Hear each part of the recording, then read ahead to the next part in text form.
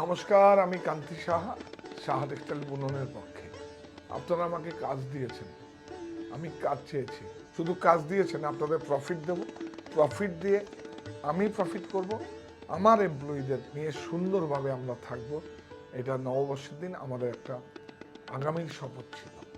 তার সঙ্গে থাকবেন। আমার জীবনে যতটা অর্জন করেছি, আমি যতটা জেনেছি, সেগুলোই আপনাদের সামনে এক্সপ্লেনেশন বা ব্যাখ্যা দিচ্ছি। ভুল ত্রুটি ক্ষমা সুন্দর দৃষ্টিতে দেখবেন। এমন পদ্ধতি, এটা প্রশিক্ষণ ছাড়া কোনোদিনই সম্ভব না। কিন্তু আমরা ধনেখালিতে ঠিক এই পদ্ধতিতে নতুন করে দেখবেন ট্রাইবাল মোটিভের আঁচল টাচল দিয়ে করছি, সেটাও আসছে নতুন করে। কাজ দিয়েছেন তো আপনারা, কাজ করবেন। এইবার আসছে কি, কোট পার। কোটপার কোথায় হয়? কোরাপুর জেলায় কোটপার গ্রামে একটা সম্প্রদায় আছে, তারাই প্রোডাক্টগুলো তৈরি করে। এবং কিভাবে তৈরি হয়, কি টেকনিকে তৈরি হয়, 3টে শাটেল চলে। এই শাড়িটা কিন্তু পিটলুম বা 3 শাটেল, শাটেল অনেকে বলে, আমরা অ্যাকচুয়ালি বাংলায় মাকু বলি। 3টে মাকু একসাথে চলে, 3টে মাকু একসঙ্গে চলে। এবং এটা কিন্তু ভেষজ কালার দিয়ে সেই পদ্ধতিতে হয়। সে দেখুন, একটা পুরাতনী একটা উইভিং, এটাকে বাঁচিয়ে রাখার দায়িত্ব আমার, আপনার সবাই।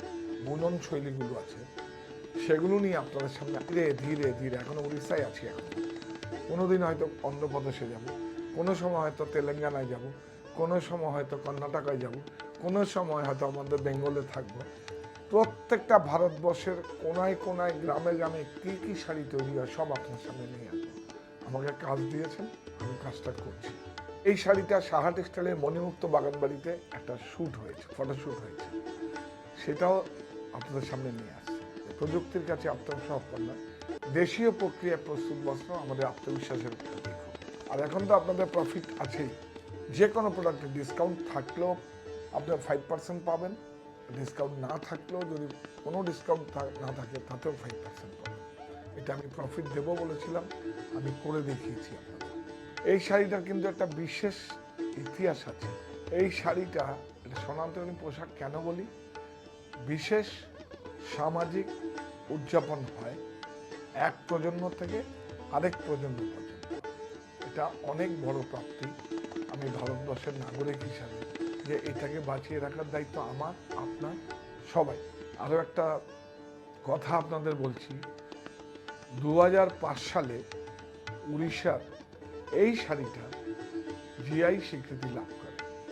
এটা কত বড় প্রাপ্তি বলুন তো। গাড়ি বাড়ি সমস্ত, ফোন, ঘুরতে যাওয়া, সমস্ত কিছুর মধ্যে এটাও আপনি রাখবেন। এটা কেন, ভারতবর্ষের একটা হিস্ট্রি আছে, এটা মিউজিয়ামে না রেখে আপনার ব্যক্তিগত সংগ্রহে রাখবেন।